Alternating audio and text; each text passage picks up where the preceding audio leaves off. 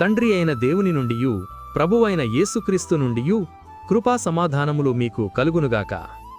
ఈరోజు దేవుడు తన పరిశుద్ధ గ్రంథములో నుండి మనకు అనుగ్రహించిన నేటి దేవుని వాగ్దానము యెషయా గ్రంథము 41వ అధ్యాయము 13వ వచనం.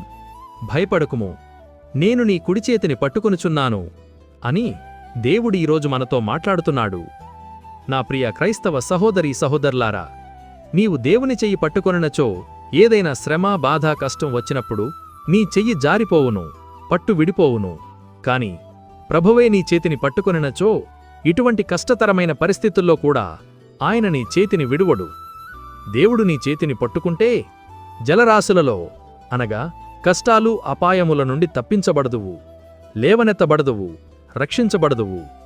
నా ప్రియ క్రైస్తవ సహోదరీ సహోదరులారా, నిన్ను నీవు కాపాడుకునే శక్తిగాని సామర్థ్యంగాని నీకు లేవని కేవలం దేవునిలోనే